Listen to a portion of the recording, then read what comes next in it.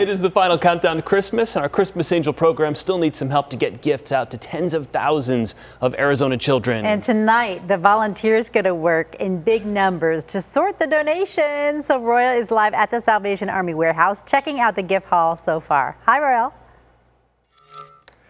Hey, how are you guys doing? Yeah, the warehouse is quiet right now because we're waiting for the arrivals. But take a look at this, these two just gigantic cases of presents that came in today. Well, guess what? They came in from the Desert Botanical Garden, and Amber from the garden is here. How you doing, Amber? I'm good. How are you? Well, how do these get to the garden to get to us? We just have some really generous guests, volunteers, and staff. We put our angel tree out in front of admissions November 18th, and I would say every single week we've been filling up 2 bins full of these gifts.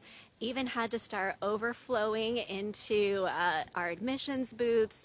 But yeah, ever since November 18th, our guests have been picking up our angels and then dropping off their gifts. It's so cool that you guys are involved with this. And you were saying at one point you were a little bit overflowing into the office, huh? Oh, yes. Yeah. Practically every week we had to request a second barrel to be brought out, and then that second barrel was getting overflowed, and then eventually had to start storing them in our admissions booths, and we just couldn't keep up with the generosity. It was awesome. Well, thanks for being involved with Angel. We appreciate it, and for coming by tonight. Absolutely. Yeah. Thanks for having me. You got it. Yep. Now I'm going to introduce you to a gentleman by the name of, hang on, I'm looking, Donald Mays. Hi, Donald. How are you? Guys from Chicago. We're talking Cubs and White Sox baseball, but you are here doing the whole separation thing just a couple of nights ago, and you realized that Salvation Army is a pretty good deal.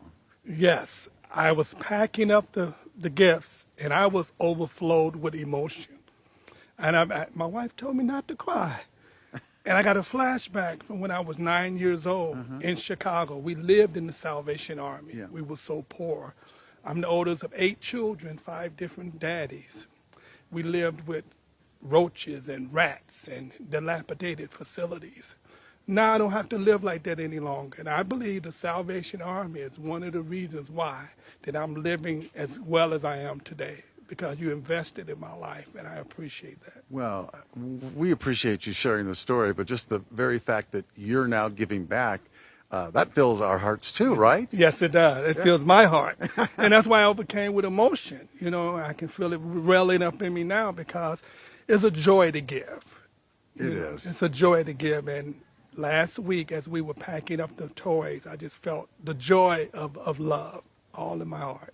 Well, you couldn't say it much better than that. I know I can't say it much better than that. Donald, thank you for coming by. Thank you for having me. Yeah, that's what it's all about, folks. The folks behind the scenes, the volunteers, the Botanical Garden, just blessing us with all these toys. And guess what? We're going to have some great news for you coming up in the next hour about how well Christmas Angel has done this year.